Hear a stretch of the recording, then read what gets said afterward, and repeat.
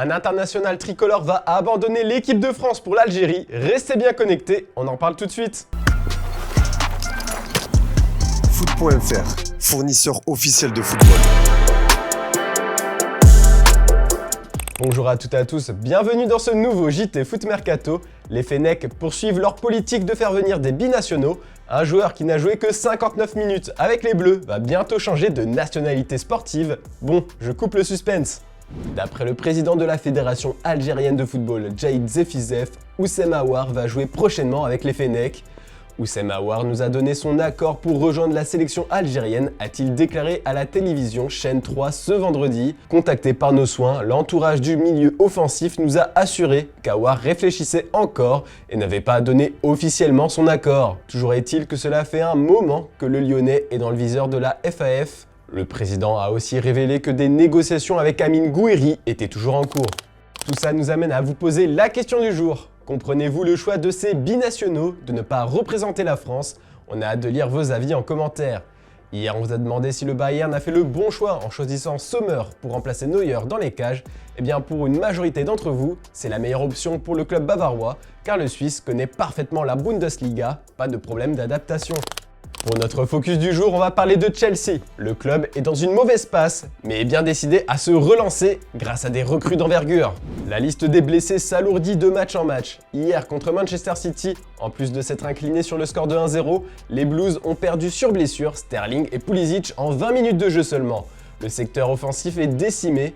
Du coup, selon nos informations, le club londonien est très chaud pour recruter Marcus Thuram et pourrait passer à l'action dès le mois de janvier, même si le deuxième meilleur buteur de Bundesliga arrive en fin de contrat en juin prochain. Les Anglais comptent aussi mettre la main sur Miralo Mudryk d'après le quotidien The Sun.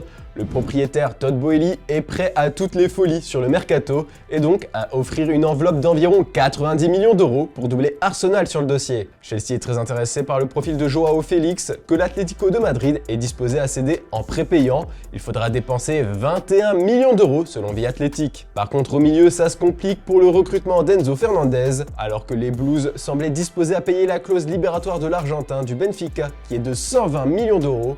Les dernières informations démontrent que la formation londonienne n'a jamais offert autant d'argent. La dernière information en provenance du Portugal indiquait que les Blues offraient 90 millions d'euros plus 3 joueurs dont Hakim Ziyech, une offre refusée par les Aguilas.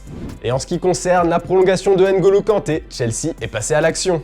Le milieu français peut discuter avec les clubs de son choix depuis le 1er janvier, mais pour l'instant, il n'a reçu aucune proposition. Selon nos informations, le club londonien a proposé un salaire de base quasiment équivalent à l'actuel de Kanté, plus différentes primes liées à son nombre d'apparitions notamment. Le nouveau bail pourrait être étendu jusqu'en juin 2026. Désireux de boucler ce dossier, Chelsea attend désormais la réponse du Français, qui a demandé quelques jours de réflexion supplémentaires, une décision qui ne devrait plus tarder. En attendant, Chelsea prépare son avenir. À seulement 18 ans, le milieu de terrain André Santos va quitter le Brésil et Vasco da Gama pour rallier Londres. Le club carioca vient de confirmer son départ. On parle d'un transfert estimé à 20 millions d'euros. Dans le reste de l'actu, on vient de l'apprendre ce matin, la légende italienne Gianluca Vialli est décédé.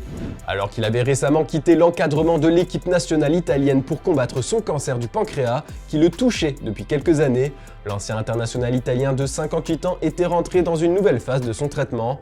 Malgré une lutte intense pour combattre ce cancer, cela n'a pas suffi. Un crève-cœur pour les médias transalpins qui font leurs adieux à l'attaquant qui a clairement marqué de son empreinte les années 80 et 90 au pays. Enfin c'est officiel, Daley Blind rejoint le Bayern Munich.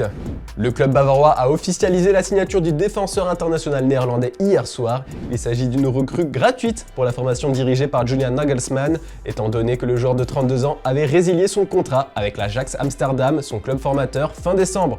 L'Orange aux 99 sélections s'engage avec les Roten pour les 6 prochains mois et portera le numéro 23. Puis Manchester United a annoncé la signature de Jack Butland. Le gardien anglais arrive en provenance de Crystal Palace sous la forme d'un prêt de 6 mois. Il n'a pas disputé la moindre minute cette saison avec les Eagles et sur la doublure de David De Gea. Pour être bien complet sur l'actu mercato, l'AS Saint-Etienne a officialisé ce vendredi l'arrivée du gardien de but français Gauthier Larsonneur. Il quitte le Stade brestois et s'engage pour 2 saisons et demie. Si les Verts n'ont pas communiqué le montant du transfert, le quotidien L'Équipe parle d'un chèque estimé à 1,6 million d'euros. Et voilà, c'est tout pour ce vendredi. On se retrouve dimanche pour le JT du week-end. Bonne soirée tout le monde.